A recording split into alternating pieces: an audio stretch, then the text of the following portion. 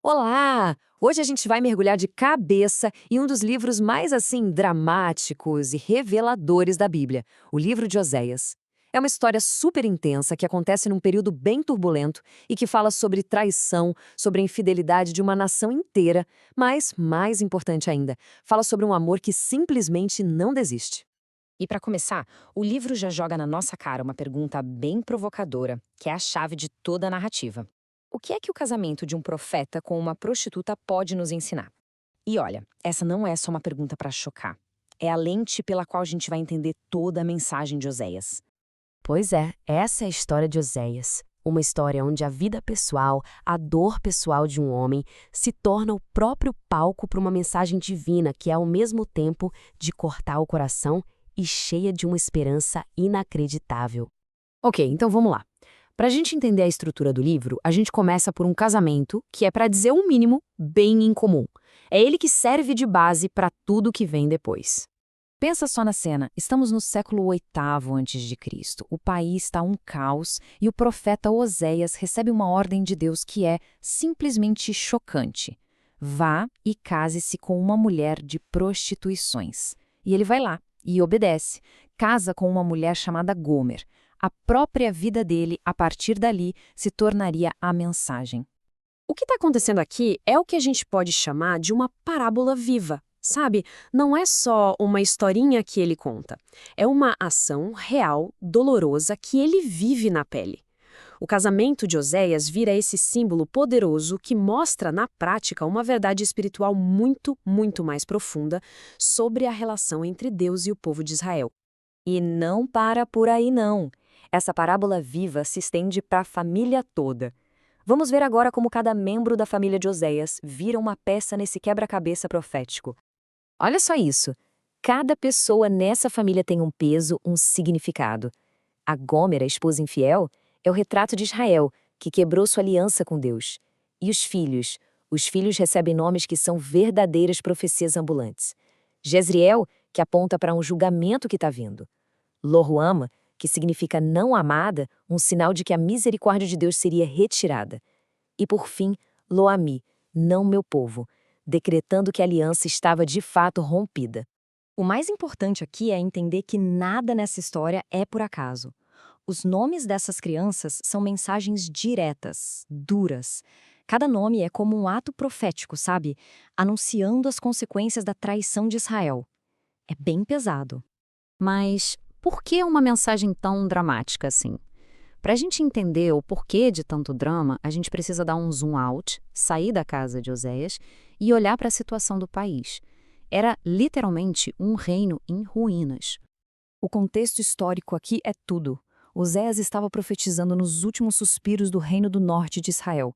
Depois de um tempo de uma prosperidade que era só fachada sob o rei Jeroboão II, a nação simplesmente mergulhou no caos.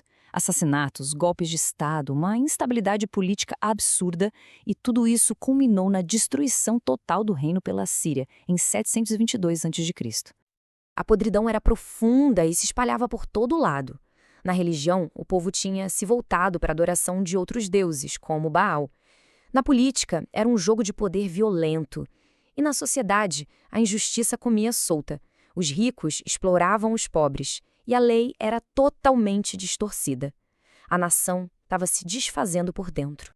E essa citação de Oséias, olha, ela resume perfeitamente a loucura da estratégia política de Israel na época.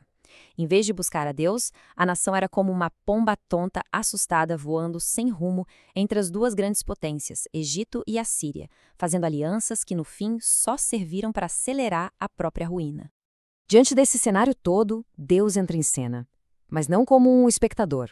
Ele entra como a parte ofendida, a parte traída. O livro apresenta isso quase como um processo judicial, uma contenda, uma disputa divina contra Israel. E qual era a raiz de toda essa corrupção? Oséias é direto ao ponto nesse versículo. O meu povo foi destruído por falta de conhecimento. E aqui, conhecimento não é sobre saber coisas, não é informação, é sobre a rejeição de um relacionamento. Eles deliberadamente viraram as costas para uma relação íntima e de obediência com Deus. E aqui a gente vê o tamanho do abismo. De um lado, o que Deus realmente queria, um relacionamento de verdade, baseado em conhecimento, misericórdia, lealdade. Do outro, o que Israel oferecia, rituais religiosos vazios, adoração a ídolos e uma busca desesperada por segurança em alianças políticas. Era como se estivessem falando línguas completamente diferentes. Mas, e essa é a grande virada na estrutura do livro. A história não acaba no julgamento. No meio de toda essa ruína, surge o tema mais poderoso de Oséias, a esperança de um amor que restaura. E o caminho de volta é impressionante. Começa com Oséias recebendo a ordem de ir lá e comprar Gomer de volta, de redimir a esposa infiel. Um símbolo perfeito do amor de Deus. Depois, o tom muda para a voz de um pai amoroso, que se lembra de como ensinou Israel a andar quando era criança. Em seguida, vem um chamado claro ao arrependimento. E, finalmente, a promessa de cura, de restauração. A palavra-chave para entender tudo isso é uma palavra hebraica, hesed. E ela é difícil de traduzir porque não é só amor, não é só um sentimento. É um amor de aliança, um amor leal, teimoso, inabalável. É aquela bondade que se recusa a desistir, que corre atrás, que insiste mesmo depois da traição, buscando sempre a reconciliação. Esse é o coração de Deus que Oséias revela. Isso nos leva a um dos versículos mais famosos e citados da Bíblia, que basicamente resume a mensagem toda do livro. Deus está dizendo: eu não estou interessado nos rituais de vocês, nos sacrifícios que vocês fazem por obrigação. O que eu quero é hesed, é misericórdia, é um conhecimento real de quem eu sou. E no fim das contas, a grande lição de Oséias atravessa os séculos e chega até nós com um recado muito poderoso. Para Deus, um relacionamento genuíno, baseado em amor leal, vale infinitamente mais do que qualquer ritual ou qualquer aparência de religiosidade. Isso tudo nos deixa com uma pergunta, uma reflexão que ecoa desde o tempo de Oséias até hoje. Na vida, na espiritualidade, o que é que tem mais peso no fim do dia? As práticas religiosas, os rituais ou a lealdade do coração? O livro de Oséias nos força a encarar essa questão de frente.